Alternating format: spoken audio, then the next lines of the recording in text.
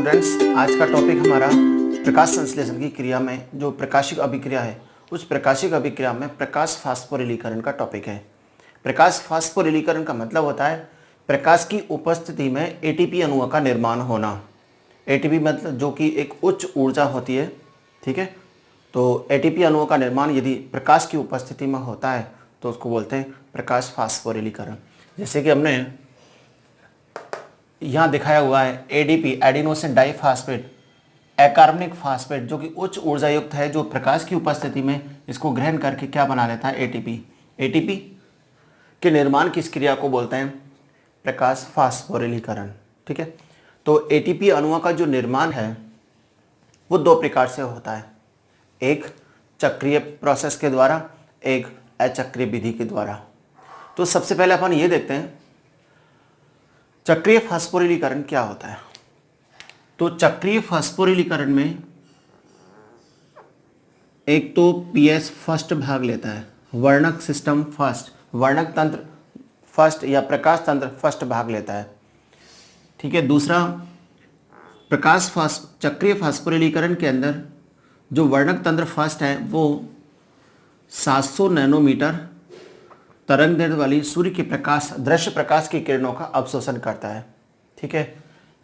इसके बाद चक्रीय फास्फोरिलीकरण की जो क्रिया है वो निम्न कोटि के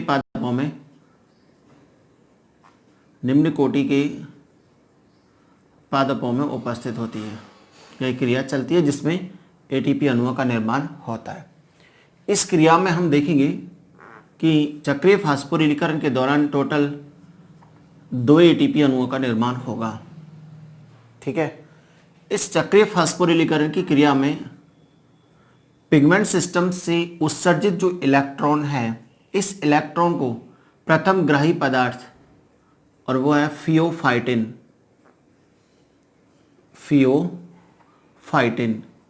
ये ग्रहण करता है। तो कई बार एग्जाम में क्वेश्चंस इस तरीक़ा से पूछे आते हैं कि चक्रीय फास्फोरिलीकरण में कितने एटीपी निकलते हैं, इस क्रिया में कौन प्रथम इलेक्ट्रॉन ग्राही पदार्थ के रूप में कार्य करता है, कितने तरंगदैर्ध्य वाली सूर्य के प्रकाश की किरणों को यह ऑब्जर्व करता है। तो ये एक इंट्रोडक्शन हमने आपको बताया जो कि इस प्रोसेस में आएगा। तो देखिए, सबसे इस चक्रीय फास्फोरिलीकरण की क्रिया में सबसे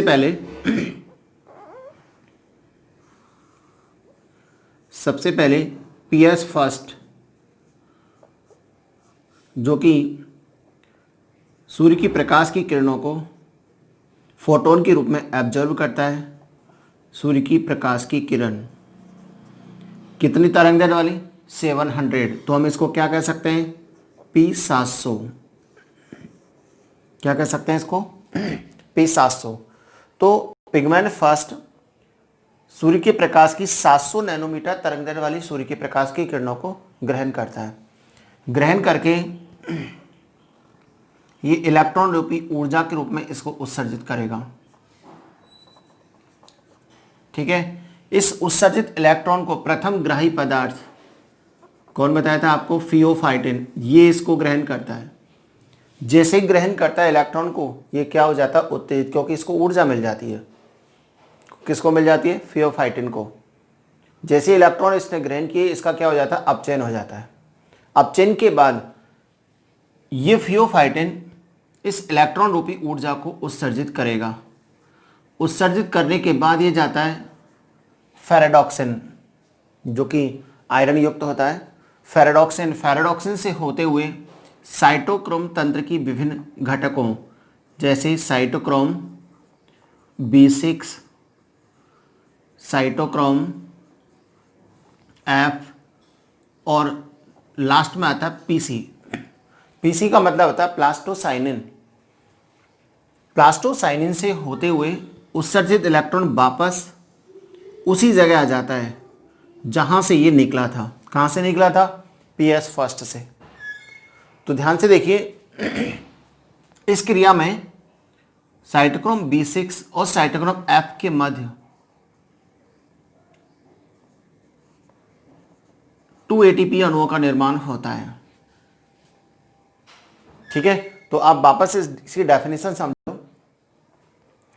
प्रकाश फास्फोरिलीकरण की वह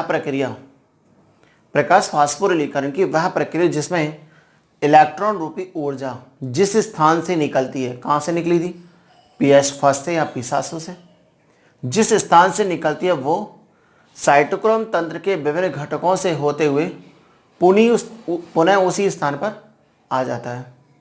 इसका मतलब चक्र बना है, साइकिल बनी, लेकिन रास्ते में साइटोक्रोम B6 और साइटोक्रोम F के मध्य 2 ATP अणुओं का निर्माण होगा। यह हमने ये लिखा था, पीएस फर्स्ट भाग लेगा, 700 नैनोमीटर तरंगदैर्घ्य वाली ऊर्जा को अवशोषित करेगा, 2 ATP अणुओं का निर्माण होता है और फर्स्ट इलेक्ट्रॉन ग्राही पदार्थ होता है फियोफाइटिन। ठीक है, तो इस तरीक़ा से चक्रीय प्रोसेस होती है। चक्रीय फास्फोरिलीकरण प्रकाश फास्फोरिलीकरण की वह घटना होती है जिसमें इलेक्ट्रॉन रूपी ऊर्जा जिस स्थान से निकलती है वो साइटोक्रोम तंत्र के विभिन्न घटकों से चक्कर लगाकर पुनः उसी स्थान पर आ जाता है और रास्ते में क्या बन जाती है, एटीपी रूपी ऊर्जा। कितने एटीपी, 2 एटीपी अणुओं का निर्माण यहाँ पर होगा। ये आपको समझ में आया। अब अपन देखते हैं अचक्रीय फास्फोरिलीकरण क्या होता है। अचक्रीय फास्फोरिलीकरण किसमें होगा, उच्च कोटि के समस्त पादपों में।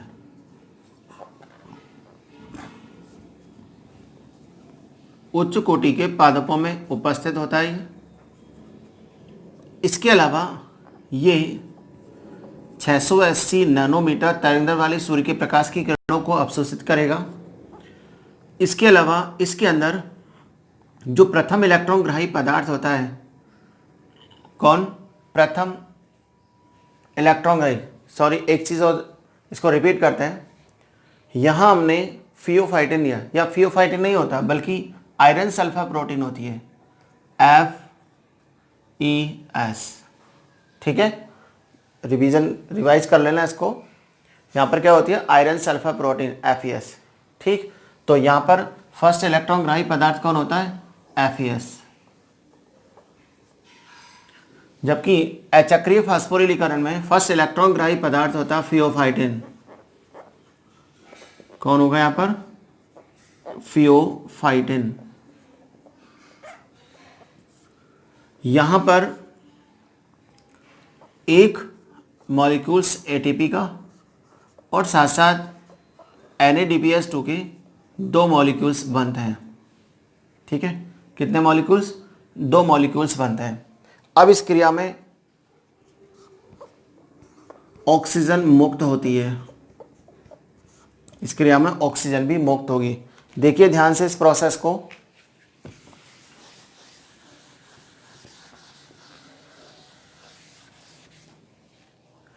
सबसे पहले इसके अंदर भाग लेता पीएस सेकंड, जो कि 680 नैनोमीटर तरंगदैर्घ्य वाली सूर्य के प्रकाश की किरणों को ऑब्जर्व करता है। तो यहां से देखिए, सबसे पहले हमने लिखा पीएस सेकंड, जो कि सूर्य के प्रकाश की किरणों को अवशोषित करता है। सूर्य की प्रकाश की किरणों से आने वाले जो 680 नैनोमीटर तरंगदैर्घ्य वाली प्रकाश की किरणें उन्हें ऑब्जर्व करेगा, तो हम इसको P680 भी कह सकते हैं। जैसी प्रकाश की किरणें पिगमेंट सिस्टम से टकराती है, उससे पहले क्या होता है, जल का प्रकाशिक अपघटन होता है। ठीक है, जल के प्रकाशिक अपघटन होगा तो 4H+, 4 इलेक्ट्रॉन और साथ में ऑक्सीजन गैस मुक्त होती है। सूर्य के प्रकाश की उपस्थिति में जल का क्या होगा, अपघटन होगा और ये बनेगा। ठीक है, अब आप देखिए, जैसे ही मुक्त इलेक्ट्रॉन रूपी ऊर्जा यहाँ ट्रांसफर होती है, पिगमेंट सिस्टम इस उच्च ऊर्जा वाले इलेक्ट्रॉन रूपी उच्च ऊर्जा को उत्सर्जित करेगा, जैसे फियोफाइटिन इसको ग्रहण करता है। तो अचक्रीय फास्फोरिलीकरण में फर्स्ट इलेक्ट्रॉन ग्राही पदार्थ कौन है, फियोफाइटिन। फियोफाइटिन से होते हुए ये उत्सर्जित इलेक्ट्रॉन को प्लास्टोक्यूनॉन पर ट्रांसफर कर देता है। प्लास्टोक्यूनॉन। प्लास्टोक्यूनॉन से होकर ये साइटोक्रोम तंत्र के विभिन्न घटकों जैसे साइटोक्रोम B6, साइटोक्रोम F और F से जाता है प्लास्टोसाइनिन तक PC। अब ध्यान से देखो, B6 और साइटोक्रोम F के मध्य यहाँ ATP का 1 मोल बनता है, तो ADP प्लस IP क्या बनेगा, ATP का 1 मोल। उत्सर्जित इलेक्ट्रॉन प्लास्टोसाइनिन से होकर वापस इस जगह नहीं आता बल्कि दूसरी जगह चले जाता है। यदि इस जगह वापस आता तो कौन सा बन जाता, चक्रीय, लेकिन चक्रीय नहीं होता, नॉन साइक्लिक है, अनियंत्र यानी दूसरी जगह जाता है। तो दूसरी जगह उत्सर्जित इलेक्ट्रॉन को PC कहाँ छोड़ देगा, PS फर्स्ट पर। हमने आपको पहले बताया था कि चक्रीय फास्फोरिलीकरण में PS फर्स्ट और PS सेकंड दोनों भाग लेते हैं, लेकिन मुख्य रूप से योगदान किसका होता है, PS सेकंड का होता है। ठीक है, PS फर्स्ट जो कि पहले से ही सूर्य की प्रकाश को ग्रहण करके उत्तेजित अवस्था में रहता है, इस कारण ये इलेक्ट्रॉन रूपी ऊर्जा को खुद ने ग्रहण करके आगे ट्रांसफर कर देगा और ये कहाँ जाएगा, आयरन सल्फर प्रोटीन पर। आयरन सल्फर प्रोटीन से होकर ये किधर जाएगा, फेरेडॉक्सिन। फेरेडॉक्सिन से जैसे ही इलेक्ट्रॉन आगे ट्रांसफर हुआ, ये इलेक्ट्रॉन NADP द्वारा ग्रहण कर लिया जाता है और किस में बदलेगा, NADP माइनस में। इसका मतलब इलेक्ट्रॉन को ग्रहण करके अंत में NADP ऋणावेशित हो जाता है, आवेश युक्त आयनों में चेंज हो जाता है। इलेक्ट्रॉन को ग्रहण करके NADP किस में बदल गया, NADP माइनस में। अब इसको अपचित करने के लिए हाइड्रोजन की आवश्यकता होती है, अतः जल के प्रकाशिक अपघटन से उत्पन्न 4H प्लस आयन को यह ग्रहण करेगा, ग्रहण करके चेंज होगा किसमें, NADPS2 के 2 मॉलिक्यूल्स में। तो इस तरीका से अचक्रीय फास्फोरिलीकरण की घटना होती है, जिसके अंदर ATP का 1 अणु और NADPS2 के 2 अणु बनते हैं। डेफिनेशन समझो इसकी, फास्फोरिलीकरण की वह प्रक्रिया जिसमें इलेक्ट्रॉन रूपी ऊर्जा जिस स्थान से निकलती है वो फियोफाइटिन व साइटोक्रोम तंत्र के विभिन्न घटकों से होते हुए पुनः उसी स्थान पर न आकर अनियंत्र चले जाती है। ठीक है, इस कारण इसको बोलता है अचक्रीय फास्फोरिलीकरण। इस संपूर्ण सिस्टम के अंदर NADPS2 के 2 अणु के साथ साथ साइटोक्रोम B6 और साइटोक्रोम F के मध्य ATP का 1 अणु बनता है। ठीक है, तो इसे हम यहाँ से अपन देखें तो ये सिस्टम कैसे जा रहा है, देखिए ऐसे यूं, फिर ऐसे और फिर इस तरीक़ा से। तो इसलिए इसको हमने क्या नाम देते हैं, जेड स्कीम। यहाँ लिखा हमने, क्या बोल सकते हैं इसको, जेड स्कीम के नाम से भी जाना जाता है। अब आप देखेंगे कि फास्फोरिलीकरण की क्रिया में 2 ATP तो यहाँ बनते हैं और 1 ATP यहाँ बना, टोटल कौन कितने हुए, 3 मोल ATP के। साथ साथ यहाँ पर NADPS2 के 2 मोल बनते हैं, NADPS2 के 2 मोल। ये जितने भी ऊर्जा है, ये ऊर्जा CO2 के 1 मोल को स्थिरीकरण करने के लिए आवश्यक होती है। इस ऊर्जा के द्वारा अप्रकाशिक अभिक्रिया के दौरान CO2 के 1 अणु को स्थिरीकरण करने में आवश्यकता होती है, जिसके द्वारा क्या बनेगा, CH2O का मोल। यदि इस क्रिया को हम कितनी बार दोहराएं, 6 बार, तो क्या बनेगा, C6H12O6। इसका मतलब ये पूरी क्रिया जब 6 बार चलती है तब जाकर ग्लूकोज का 1 अणु बनेगा।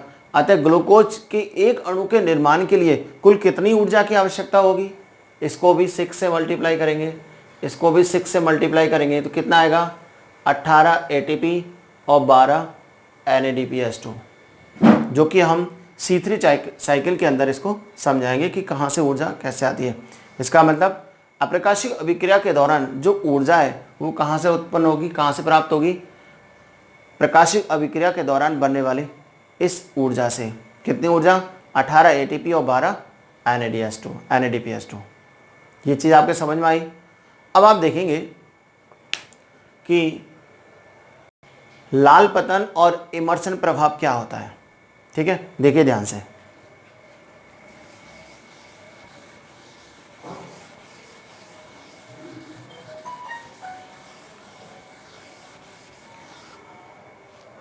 लाल पतन और इमर्शन प्रभाव, रेड ड्रॉप।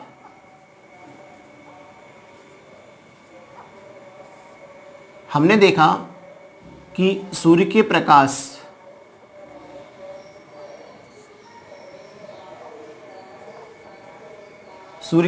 से आने वाली जो 7 रंग की दृश्य प्रकाश की किरणें होती हैं, उनमें से सबसे ज़्यादा मैक्सिमम प्रकाश संश्लेषण किस में होता है?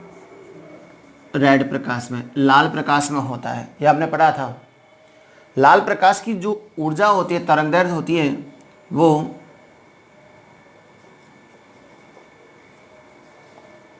660 से लेकर के 780 नैनोमीटर तरंगदैर्घ्य तक होती है। ठीक है ना। अब हम देखते हैं इस रेंज में जब पादप को 680 नैनोमीटर तरंगदैर्घ्य तक की ऊर्जा प्राप्त होती है तो प्रकाश संश्लेषण की दर सर्वाधिक होगी। लेकिन इससे ज़्यादा यदि इसको 700 नैनोमीटर तरंगदैर्घ्य वाली प्रकाश की किरणें मिल जाए तो प्रकाश संश्लेषण की दर में अचानक क्या आ जाती है? गिरावट। क्या आ जाती है? गिरावट आ जाती है। तो ध्यान रखें, लाल प्रकाश में जब पादपों की पत्तियों को 680 नैनोमीटर से अधिक 700 नैनोमीटर तरंगदैर्घ्य वाली प्रकाश की किरणें प्राप्त होती हैं तो प्रकाश संश्लेषण की दर में गिरावट आती है, पतन होता है। ये गिरावट कौन से प्रकाश में है? लाल प्रकाश में। इसलिए इसको क्या बोलते हैं? लाल पतन कहते हैं। ठीक है। लेकिन देखिए, इमर्सन जो वैज्ञानिक था, इसने ये समझाया था कि जिस समय पादपों की पत्तियों पर 680 से अधिक अर्थात 700 नैनोमीटर तरंगदैर्घ्य वाली प्रकाश की किरणें प्राप्त होती हैं तो उस समय क्या होता है? रेड ड्रॉप होता है। ठीक है। तो रेड ड्रॉप अर्थात लाल पतन के समय यदि पादप की पत्तियों को 700 के साथ साथ 700 से कम अर्थात 680 नैनोमीटर तरंगदैर्घ्य वाली प्रकाश की किरणें प्राप्त हो जाए तो तुरंत प्रकाश संश्लेषण की दर में अचानक क्या जाती है? वृद्धि हो जाती है। ठीक है। इस वृद्धि को इन्होंने क्या नाम दिया? इमर्शन प्रभाव। इमर्सन ने यह समझाया था कि जब 700 नैनोमीटर की ऊर्जा प्राप्त होती है तो गिरावट होती है, परंतु जब 700 के साथ साथ 680 नैनोमीटर तरंगदैर्घ्य की ऊर्जा इनको प्राप्त हो तो प्रकाश संश्लेषण दर में वृद्धि होती है। ठीक है। तो इसलिए इसको क्या बोलते हैं? इमर्सन प्रभाव के नाम से जानते हैं। ठीक है। अतः हम ये था कि जब पादपों की पत्तियों को 700 नैनोमीटर तरंगदैर्घ्य की ऊर्जा प्राप्त होती है तो गिरावट होती है, जब 680 नैनोमीटर तरंगदैर्घ्य ऊर्जा प्राप्त होती है तो वृद्धि होती है। तो इन्होंने देखा कि जब अलग अलग दो प्रयोग किए जाएं, एक इस पर और एक इस पर, तो इन दोनों में जो डिफरेंस होता है, ठीक है, एक वृद्धि और एक कमी, जो अंतर होगा वो अंतर यदि दोनों को मिक्स करके 700 के साथ साथ 680 तरंगदैर्घ्य वाली ऊर्जा यानी उच्च के साथ साथ निम्न तरंगदैर्घ्य वाली ऊर्जा एक साथ दी जाए तो इसके अंदर होने वाली प्रकाश संश्लेषण की दर है वो दर इन अलग अलग प्रयोग करने पर जो दर होती है उससे भी अधिक होती है। ठीक है। तो इसे इन्होंने क्या नाम दिया था? इमर्सन प्रभाव के नाम से इसको जाना गया था।